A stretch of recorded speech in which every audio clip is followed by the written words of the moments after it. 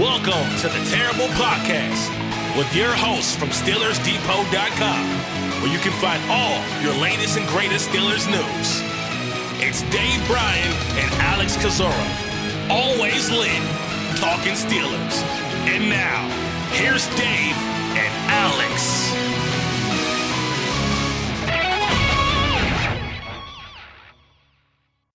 Welcome to the Terrible Podcast, Season 14, Episode 101. He's Dave Bryan. I'm Alex Kozora, SteelersDepot.com. Thanks for being back with us here this Friday, Steelers Nation.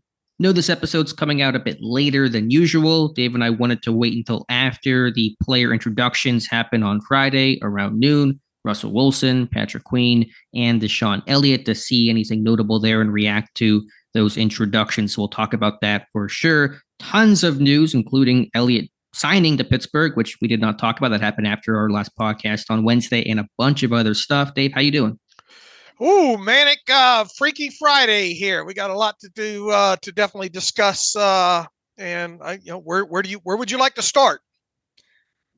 Well, let's start with the player introductions and the press conferences. Wilson and Queen and Elliott speaking to the media for the first time. Again, the Elliott news broke after our last podcast, so we'll kind of intertwine our thoughts on that signing overall. 2 years, $6 million, expected to be this team's starting strong safety. But I think obviously today the headline is Russell Wilson meeting with the media, first impressions in Pittsburgh.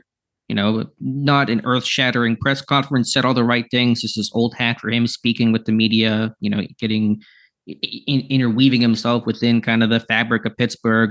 Talked about, you know, he talked to Kenny Pickett and punted every question about whether or not he'll start. But just big picture, what is your overall impression from that first presser from Russell Wilson? Well, I think you hit on a main takeaway from it there. They tried to pin him down several different ways of what his role will be and get him to say that he's been told he's the number one quarterback, and he obviously didn't bite on any of that. So that's probably the way you would imagine he was prepped on all this. And look, he's a veteran of doing these kind of press conferences as well. So it's not really surprising the way that he went. Kept talking about competing, and he stayed far away from, giving, any, he in so many, we framed this, right? They're going to, or we framed how they're going to frame it. They're going to try to frame this as a quarterback competition. And I think he did his best job of playing along with that during his press conference there. Yeah, you're right. I mean, he, and I believe the reporting, and I would believe anybody that told me that Pittsburgh has not outright said to Wilson, hey, you're our starter. I think they're going to, again, publicly and even privately frame it as a competition. Now, again, how much do you believe that? We'll talk about that throughout the offseason. I don't want to spend a terrible amount of time on that discussion today. But Wilson saying the right things. And for him, I mean, you could really see just in a sense, kind of full court press Pittsburgh put on to sign the guy, because there were options. The Giants, we know he visited them the day before he came to Pittsburgh. There probably would have been other opportunities, the Raiders, perhaps others. And, he talked about the Cam Hayward, FaceTimed him for an hour. And Omar Khan talked to him on Zoom for an hour and a half. And TJ Watt and Minkah Fitzpatrick, it's a full court press when Minkah Fitzpatrick's talking to somebody. They're usually quiet and reserved. Minkah trying to get a guy to come here. And then went to dinner. This is now, I think, post-signing, but dinner last night with James Harrison and Charlie Batch and just all the celebrities in Pittsburgh, I guess you could say. So really a full court press to get Wilson to come to the team. Yeah, they did it all they could do to court him through this process here. And man, even, talking to TJ Watt and once again, Wilson said all the right things about Cam Hayward and TJ Watt and how he should probably be a 3 or 4 time MVP. That's going to definitely endear him to the fan base immediately. And said that he's got a good relationship with Ben Roethlisberger and that, hasn't talked to him since signing, but thinks that he will. And he hit, it was a finely tuned instrument on his part of hitting all the checklist on how to endear yourself to the Steelers fan base. So look, it is a pump them up. It is a hype type situation there. Nothing that he said overall, should be or will be taken as surprising.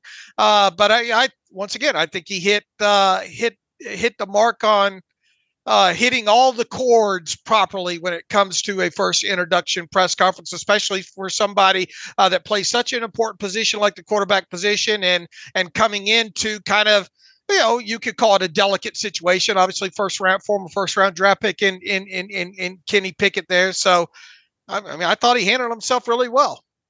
If the quarterback thing doesn't work out, he can probably run for mayor. I think he's going to win at this point with the way, as you said, he kind of endeared himself to the fan base, said all the right things. To me, maybe the most tangible takeaway that you can glean from this press conference is not that it probably won't mean much to Pittsburgh, and it doesn't really mean anything right now. But Wilson said he wants to play 5 or 7 more years. Mm-hmm. He's 35 right now, saying potentially into his 40s. And so, again, doesn't matter right now. We're all focused on 2024. But in terms of actual, to me, more concrete takeaways you can take away from this press conference, it was that. Yeah, boy. And he's 35 now? How old is he? Yeah, 35. I think somebody yelled at me for calling him 37 at some point on a podcast. I don't know when that was. I apologize, though, but he is 35 years old. Right. 5 years. Boy, that puts him up into 40. Look, if you want him past, you got to get past this year to get to next year. So we'll the tape and the results will speak volumes there. But without a doubt, he doesn't sound like he's close to being done.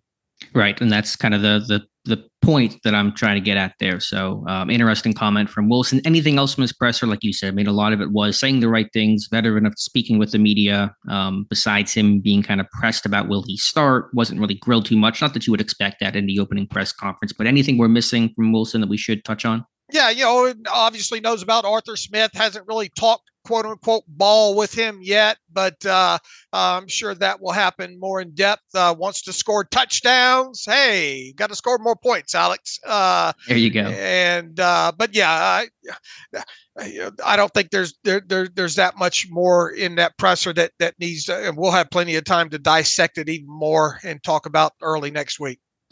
From Patrick Queen, the big takeaway I have from his press conference is he will keep his number 6. Pittsburgh, when you're the highest paid free agent in team history, you get to keep your number 6, is I think the way this thing's going. So the Steelers typically stingy when it comes to players wearing single digits who aren't quarterbacks and specialists in the traditional positions who wear them. Queen, though, who wore 6 in Baltimore, wore a single digit at LSU as number 8. Will wear number 6 in Pittsburgh. And I tweeted it out and people are losing their minds over that. It's like the biggest story of the day. But it is, it's notable for sure because Pittsburgh typically, I know Patrick Peterson last year wanted a single digit number. He didn't get it, but Queen will. Yeah, I wonder if that was part of the negotiation. Honestly, it probably was. Let's see. You guys aren't going to give me that guaranteed money past year 1. How about coming off that number 6? Yeah, that's the number in the contract negotiation. That's the number to talk about. I'm, of course, trying to make a funny there, but it is pretty significant. Look, I took away that this is a big deal. He's coming over from Baltimore, and he has no issue with being the villain on the other side now. And he came in to essentially be that guy there. And I think he looks forward to that and embracing everything that comes along with that. So that's another takeaway there. You joke about it, but I bet you it was asked about before that contract got signed. Hey, can I keep my number? I mean, not that it probably was the sticking point, but I bet you it was asked at some point just to see because of Pittsburgh's history there. So notable nonetheless. They talked about Jaylen Warren and how he hated playing against Jaylen Warren, just a tough guy to bring down, how strong and just kind of low center of gravity. And so now teammates with Jaylen Warren. But I think as one reporter asked, the backs on back drill between Queen and Warren should be a lot of fun. Yeah, he said something. He's got to keep his head up or something, not hit him in the chest or something like something along those lines. So that's quite the praise for Jaylen Warren there. So look, I mean, he's he looks like he's going to fit right into that locker room, and with all the defensive several other defensive leaders in there. So it shouldn't take him too long to assimilate and be the quarterback of that defense. And then with DeShon, Elliott, we can kind of bridge this into the just general discussion about Elliott, again, signing, breaking, yesterday, I guess it was, 2-year, $6 million reported deal. Was with Miami last year, drafted by the Ravens in 2018, spent 4 years there, spent a year in Detroit as well. It's kind of bounced around on 1-year contracts the last 2 seasons, now a 2-year deal with the Steelers. Good press conference overall, talked about the culture of Pittsburgh and, wanting to win and a place to win and all those kinds of things. So talk about Elliott's presser and then just kind of attached to that, just your thoughts on the signing of him overall. Boy, he pointing right to that logo, saying that's part of the reason why. Made sure to endear himself to Mike Tomlin right off the bat and wish him a happy birthday today on that. Sounds like he's willing to play whatever role. He says really he hasn't talked too much about scheme fit because this all happened so quickly and just obviously getting into Pittsburgh there. And I think without a doubt, barring something else happening, it feels like that's going to be your strong safety, right? But he does at least have versatility. He has moved around some in previous secondaries. You go back to even early time in the NFL, played quite a bit, I think, in his rookie season on special teams even. So it looks like, I know probably these sites were on probably a more notable, higher priced kind of safety, I guess, if you will, but it looks like this is the guy that they had in mind. Yeah, the way I would frame Elliott is that it's not a flashy signing. I was looking at some, as you said, kind of aiming higher safety names in a market that had a bunch of options, but a good signing and a good fit. They just needed, Dave, like 2 things: a guy that can play in the box a lot of the time, have the size and the frame and the tenacity and tackling to be trusted to do that. So Minkah, who was in the box almost a quarter of the time last season, which is way too high. Usually he's around 5 to 7% box time, according to our charting. Last year, about 23.5%. He can do it, but it's not ideal for him or ideal for the team. So you need that. Elliott has that. And you just needed somebody who can be a 3 down, every down, all situations kind of player. And Elliott has been that as well, playing over 900 snaps, 90% the last 2 years in Detroit. And last year with Miami, because last year, even before all the injuries and suspension kind of gutted the safety depth, Pittsburgh's plan was, okay, Minkah free safety, Edmonds is gone. We sign Keanu Neal. We have DeMonte Casey in our base 3-4. Neal will be the strong safety in sub packages, and nickel Casey will come in and play safety. And that's one reason why Minkah was playing in the box so much, because Casey, they don't see him as a play near the line of scrimmage box safety. But I didn't like, even in principle, this rotation at strong safety. I like one guy there that can play opposite of Minkah and gain chemistry the way that Edmonds and Fitzpatrick had that. And you just kind of know who the guy is opposite you. And I think to get that in Elliott, just a solid, not flashy type of dude, but can play strong safety, play all the snaps, that's critical. And plus, if you go back to that time in Baltimore, and remember us talking about it in podcasts with things that Baltimore used to do a good job of rotating their safeties at times. So even though he's primarily likely going to be a strong, once again, you can still have some fun with that in certain parts of your defense, certain down distances or whatnot, disguise some things. And even though I think most people would like to see less of Minkah down low, I mean, you can still rotate him. You can still use Minkah as a rob. Just give. He's not just a strong safety is what I'm getting at. He does have at least a little bit of versatility that you can move him around a little bit too. And look, he is shown on tape that he's a willing tackler. He's got some interesting tackles on his film, specifically a collision with Derrick Henry, who's now within the division with the Ravens. You go back to kind of that touchdown saving tackle against the Cowboys. Even more recently, that hit on Patrick Mahomes in the playoff game, where it just cracked. Saw a piece of that helmet fly off there. Look, they need some physicality in this thing, and when it comes to this position overall. And I thought the comment that he said when he was asked basically if he embraces tackling, he says, "Of course. I mean, it's football. I feel like if you are scared of being physical, get off the field. They're trying to turn football into basketball on grass. We're not going to have that around here. I don't play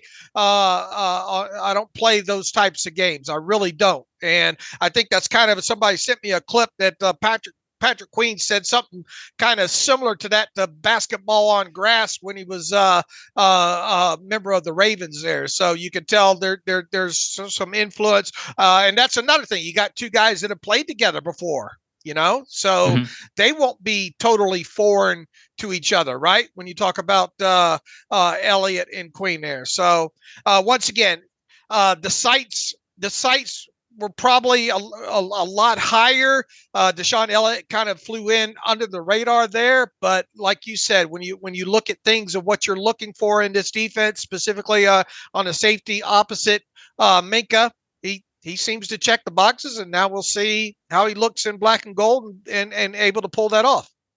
As you said, he's not just a box safety. You can play the post with him. I mean, you can move him around, but you got younger. You got, to me, more athletic. I mean, is Elliott a hyper athlete? No, I think he's a pretty linear, straight line kind of guy, which again goes back to that, kind of box, down low type of ideal fit for him. But he is more athletic than, say, a Keanu Neal, and younger as well, and really cheap overall. So happy with the signing. Yeah, very, very cheap overall. That first year cap hit should be under $3 million when it comes to him. So, we'll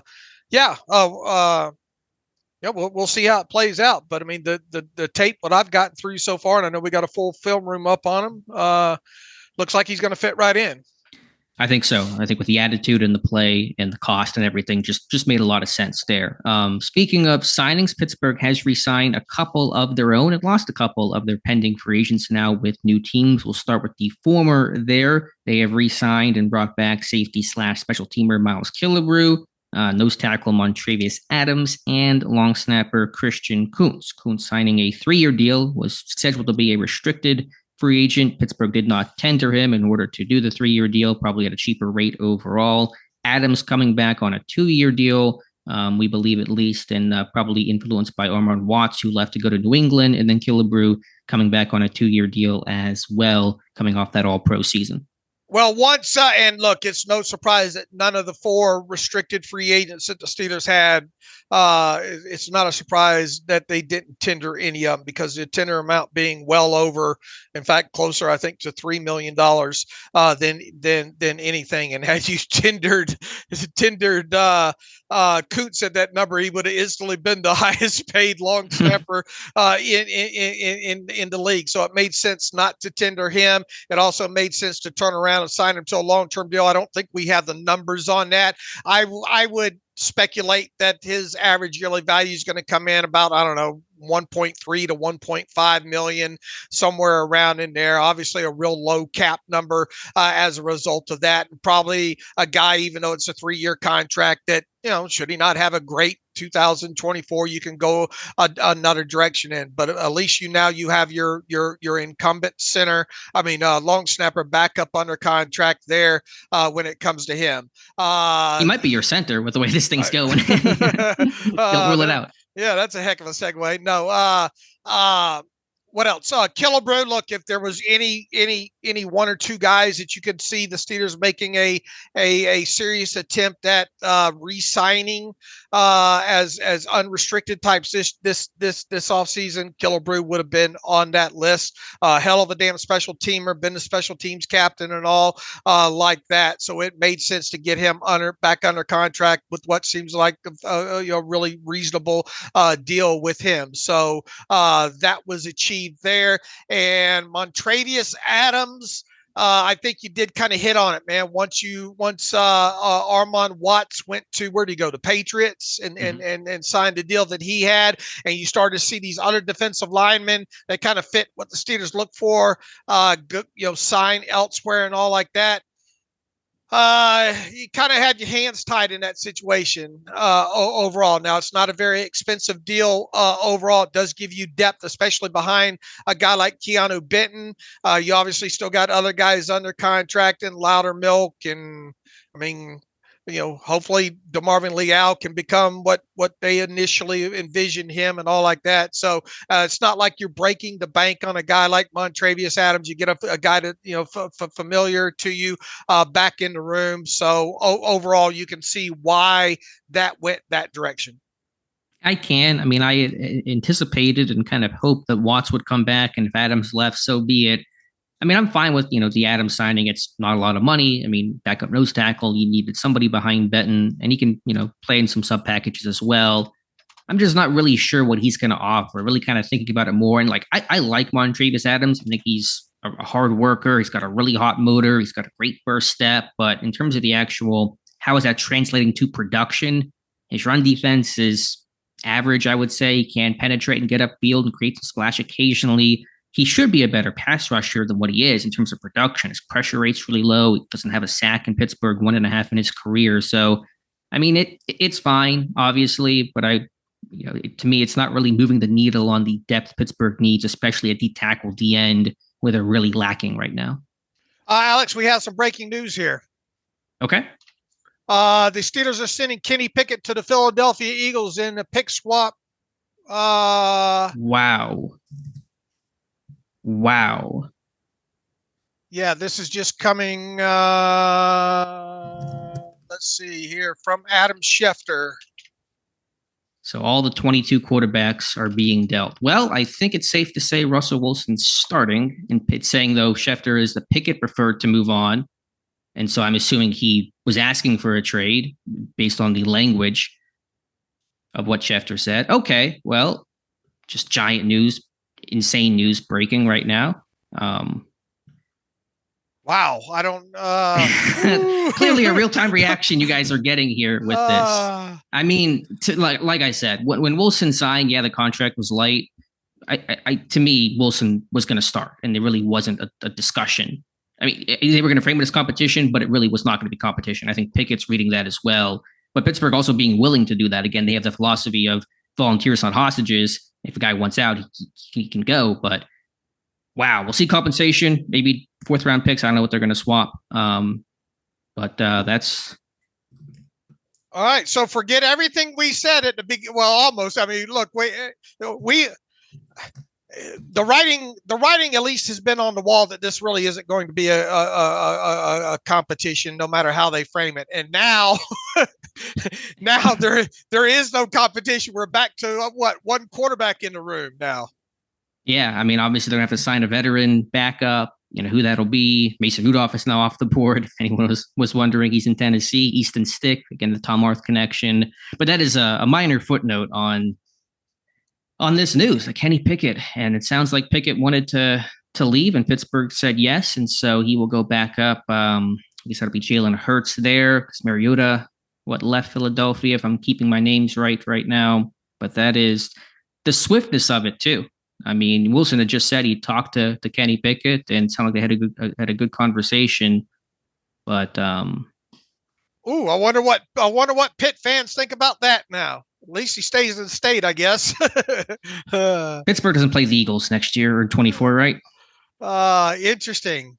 Does Pittsburgh, do they play the Eagles this year? I'll have to look. I'm always bad on. No, right. Because remember, there's the whole Eagles in Brazil thing. Oh yeah, right. So yeah, they will play the Eagles this year. Right. We don't know, because they might play in that week 1 game.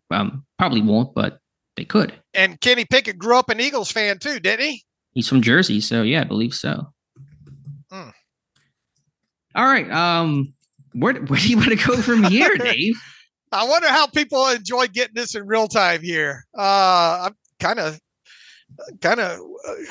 not expecting this on this Friday.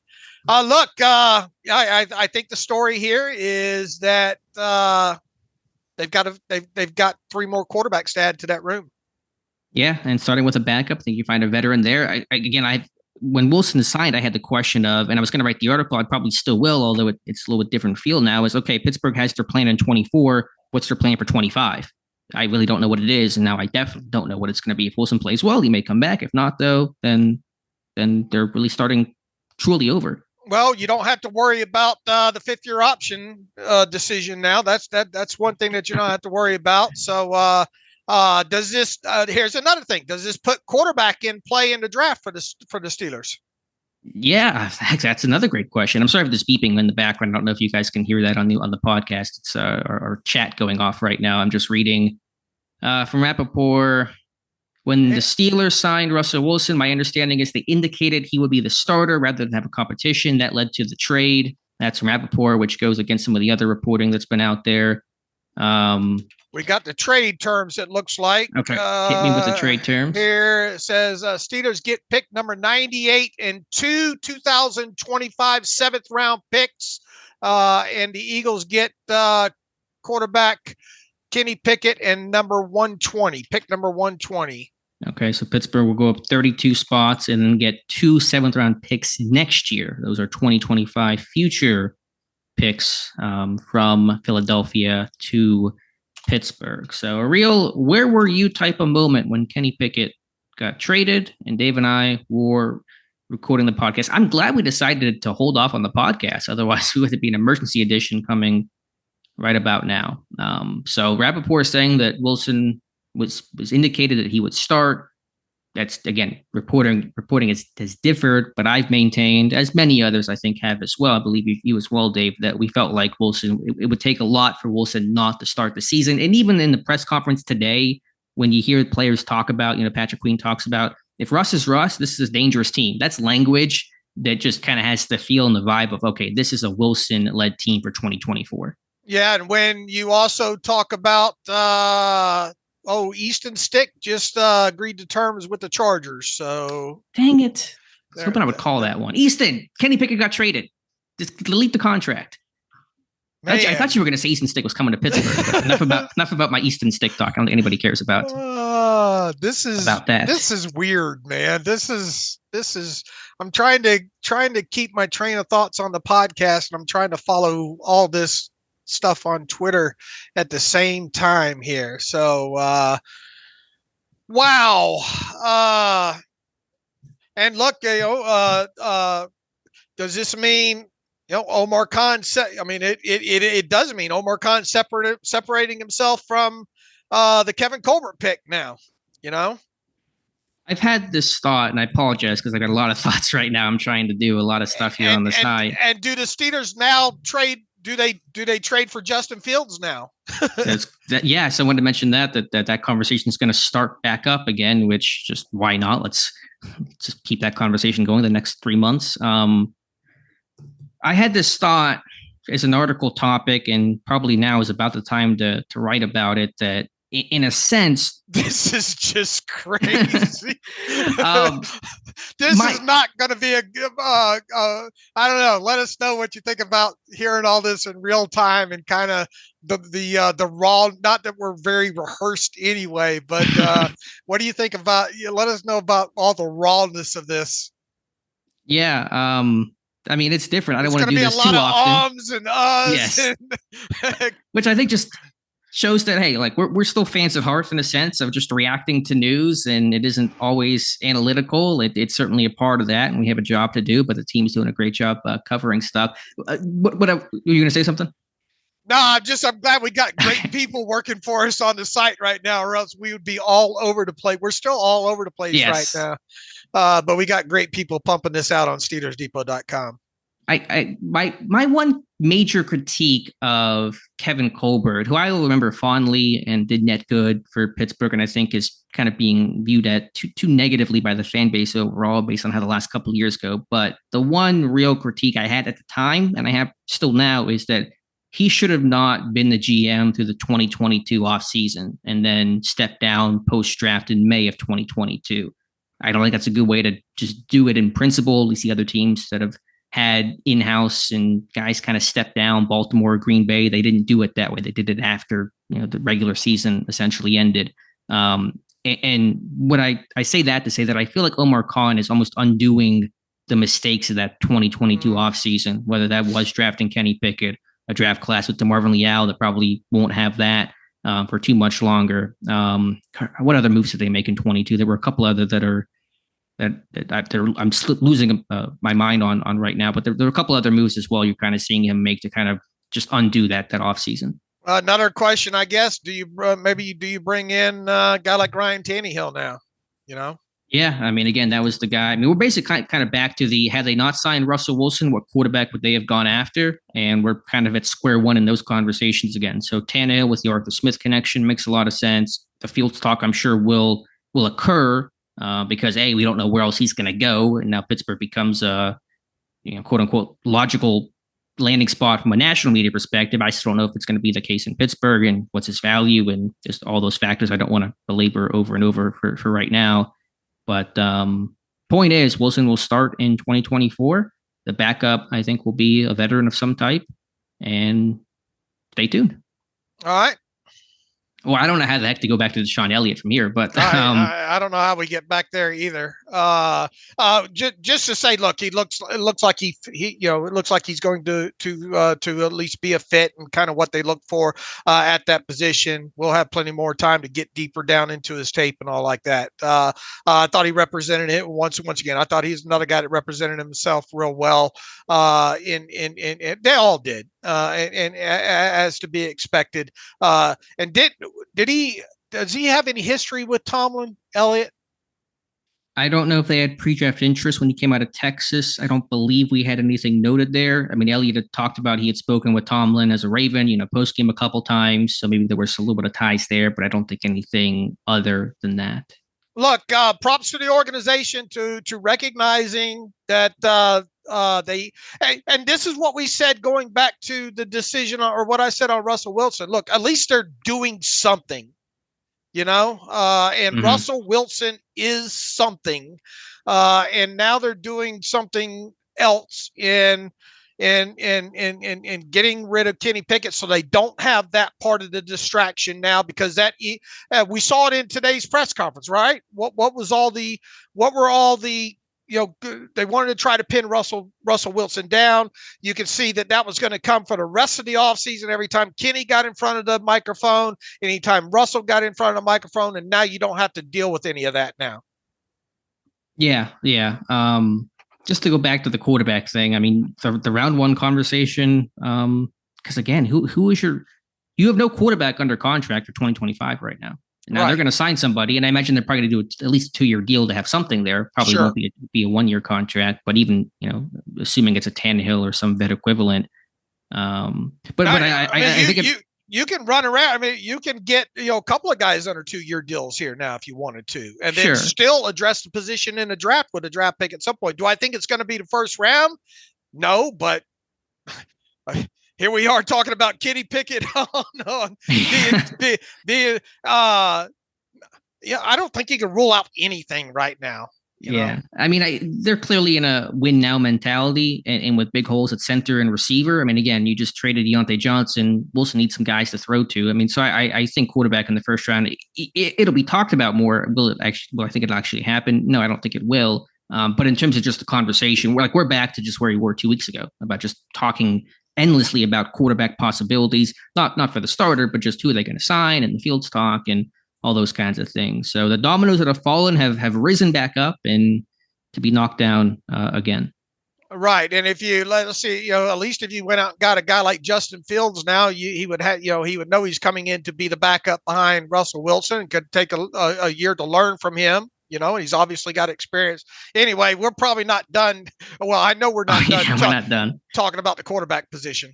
Yeah. I think we were actually talking about Montravius Adams before, which also doesn't feel like it. Jerry Dulac says the Steelers made the move because of the way Pickett was poorly handling the arrival of Russell Wilson. According to sources, that came on the heels of Pickett's behavior last season when he reportedly refused to dress in the emergency third quarterback in Seattle. So, sounds like would make sense. Kenny not happy with the way things transpired and probably said, look, if you don't want me, trade me somewhere. Yeah. And again, volunteers, not hostages. I mean, again, I made this point, not super highbrow point, but once Wilson was acquired, it felt like the Kenny Pickett era was essentially closing up, and just be done with it. Not even have the conversation, the thought. You made the mistake as an organization, not on Khan. He wasn't in charge of that. I understand, but to move on quicker, sooner than later, I think it's the right way to go about quarterback mistakes. When you roll back to Mike Tomlin saying, is the 2024 quarterback on this roster? No, he said yes, but no. I mean, they're all gone. They're all gone. Yep, they are all gone. All right. That's my thoughts right now. we'll obviously talk about this more soon. Just to go through what we had scheduled today, and we'll kind of go through it quicker. But speaking of quarterbacks, we'll start there. Mason Rudolph signing a 1-year deal with the Tennessee Titans to be what I'll call the backup to Will Levis. Some people think he can start. I think it'll be Levis. Had Rudolph still been a free agent, had this trade happen 48 hours ago, you wonder how that conversation would have gone for Rudolph potentially coming back. But Rudolph will be in Tennessee. Good for him. He might get some playing time over there. And then, as you mentioned, Armand Watts going to New England, 1 year, $3 million. Not irreplaceable, but I would have liked to bring him back. So I think Pittsburgh D-line, a real need for the draft. I think they're going to have to probably look there.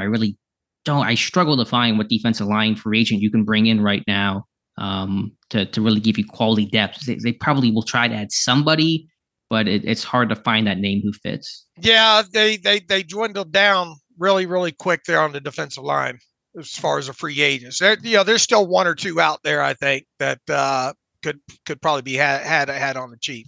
Honestly, they could bring back Chris Wormley, who got healthy and played for Carolina late last year, 1 year veteran minimum benefit contract, and just see how he looks. That wouldn't shock me, even though it doesn't get your D-line younger. At least it gets you a guy in the room that knows the room, knows the system, good technician. I could see that happening. I also mentioned Abdullah from Washington and DeShon Hand from Miami could also be possibilities, I think. All right. What position? Do we have anything to add about any of the already signings in press conferences? Queen, Elliott, we covered. Russell Wilson, we covered. The trade has been officially completed for Dante Jackson for Deontay Johnson. So that's I think they're waiting for Jackson to probably come in and give his press conference. Yeah, I mean, I think he's in Pittsburgh. I'm not sure. Maybe they just won't do one. I don't know 100% because he did some of the quotes for the team site. I watched Jackson some more. I mean, I think Pittsburgh still lost his trade. They were kind of backed into this corner, having to move Deontay before the roster bonus. And I think, again, wide receiver value hurt by a really strong draft class overall. But I think Jackson can play as number 2 corner for at least a season. I mean, his tape was not, because all I heard about Jackson was, this guy's terrible and fans hate him. He's going to get cut here pretty soon if they don't trade him. I mean, to me, that tape didn't suggest the guy struggling that much. I mean, he's a smaller type. He's an outside guy. Pittsburgh's been going for kind of bigger, longer corners. So kind of wonder how the scheme might fit a little bit. But I think he can, be a solid zone cover corner with still good speed. And again, adding some speed and not super youth defensively, but certainly still speed is something this defense, I think, needs across the board. Yeah. And they definitely had to need it, a position there. I think one of the things that stuck out is just a wherewithal on kind of the I think one of the highlights with him, I think, that stuck out is he does a good job of using the sideline as an extra defender. Is that one thing that you noted? I don't know if I had that exact thought. Brian Baldinger did a long breakdown, or a fairly good breakdown of him late last season. I think those were a couple of aspects of his game that stuck out with the examples there. No, I trust Baldy. I mean, yeah, I thought, his tape to me was serviceable across the board. I think he's a bit of a gambler. The eye discipline has to get better. There was some recovery speed at least.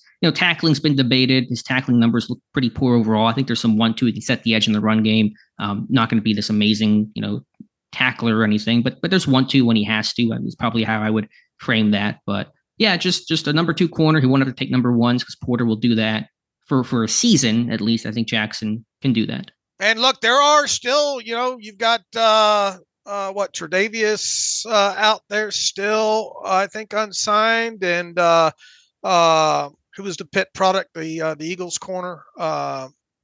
Brandon Boykin.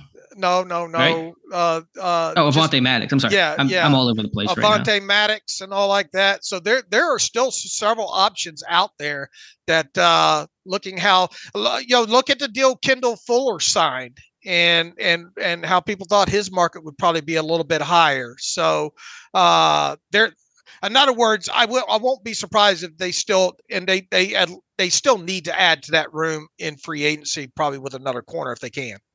Yeah, again, slot corner is completely vacant right now, and outside corner depth is still weak. I mean, it's Jackson, it's Porter, and then really a lot of unknowns behind that. So Yeah, they will certainly continue to add. All right.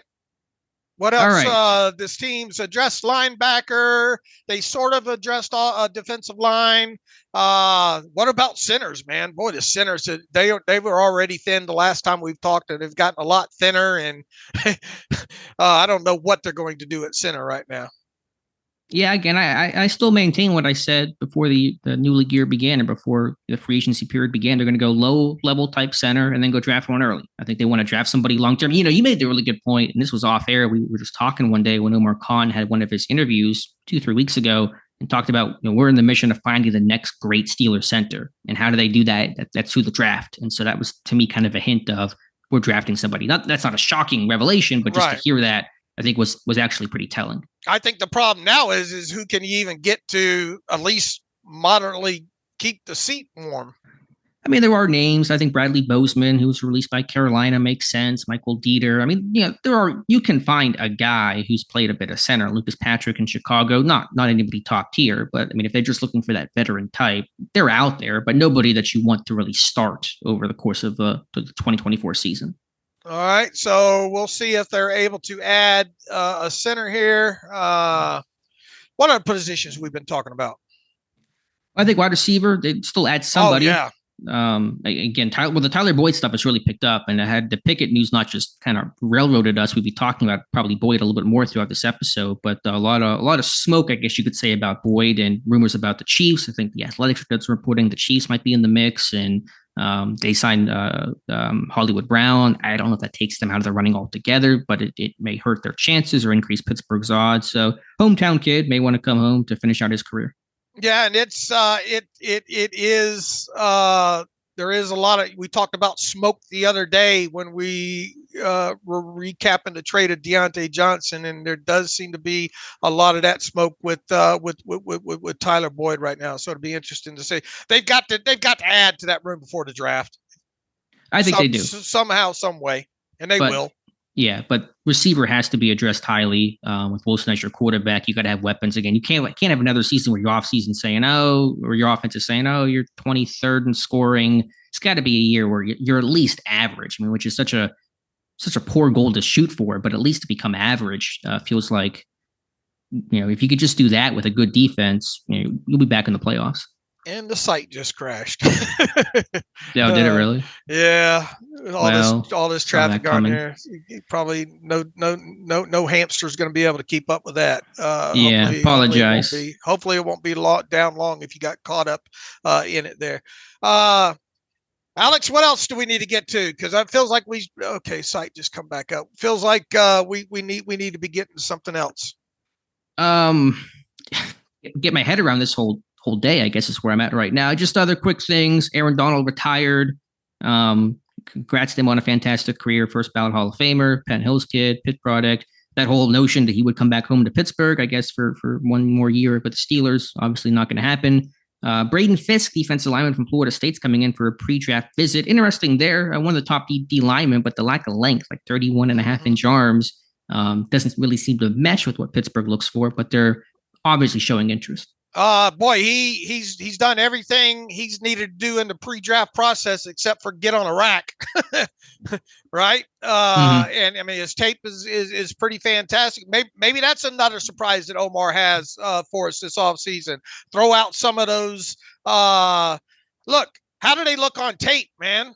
Forget the yardstick, and we kind of saw that a little bit with Nick Herbig. Right.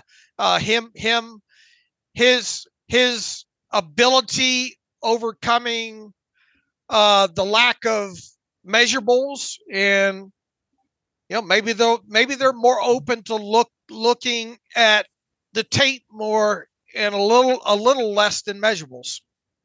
Yeah, I mean, at this point, who the heck knows? Again, it's not that anyone's going to call Fisk Aaron Donald, but Donald is kind of the poster child for somebody who was short and lacked length, and those were the knocks on him, and he overcame that. Now, again, not calling Fisk Donald, but there are outliers, and we'll see where it goes. So if you're on that pre-draft visit list, you're in the conversation. You can't be excluded regardless of historical measurables and what we think. If you're on that list, you're in that conversation. All right. So what about the rest of the pro day, Tomlin and Khan? Where have they been, Alex? They've been busy this week for sure. Georgia earlier this week, and then Clemson yesterday. Now, they're typically at those places in general because they have good relationships and good ties. No schools always produce top prospects, so not shocking to see either there. Don't know what positional coaches were at those. I know Arthur Smith was at both pro days, the OC. Terrell Austin was also at Clemson. Don't know about Georgia. Don't think he was there. But yeah, the pro day tracker is updating daily. Rook and Clemson might be an interesting even more interesting prospect now on a defensive line. If you want to talk about players specifically at Clemson, there could certain he is a guy that we had circled that from a measurable standpoint that could be a potential fit there. So we did not. I did not spot Carl Dunbar there. Not saying he wasn't there, but Rook also did not go through the position drills at Clemson. So, there was probably no reason for they might have known that. Maybe that's a reason if indeed Carl Dunbar didn't go, which we don't know for sure. All we know is the people that we spot and are reported. Right. So would make sense there, but certainly a guy. What's the last name? Hora, I think it is, or something like that. Maybe I'm totally butchering that, but that'll be a guy on day 2. All right. Anything else?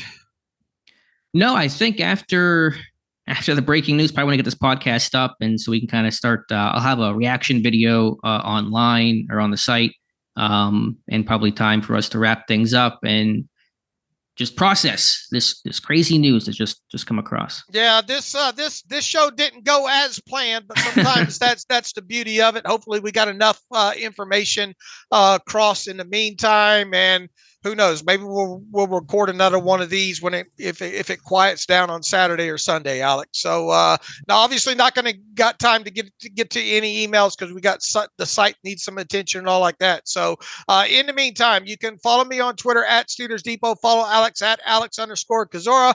Follow the show at Terrible Podcast. Email the show theterriblepodcast@gmail.com. If you like what we do and want to donate, SteelersDepot.com. Donate button upper right navigational bar. Also, if you like an ad-free version of the site, SteelersDepot.com, hit the ad-free button. Thanks for bearing with us in this show. And as always, thanks for listening to the Terrible Podcast with Dave and Alex.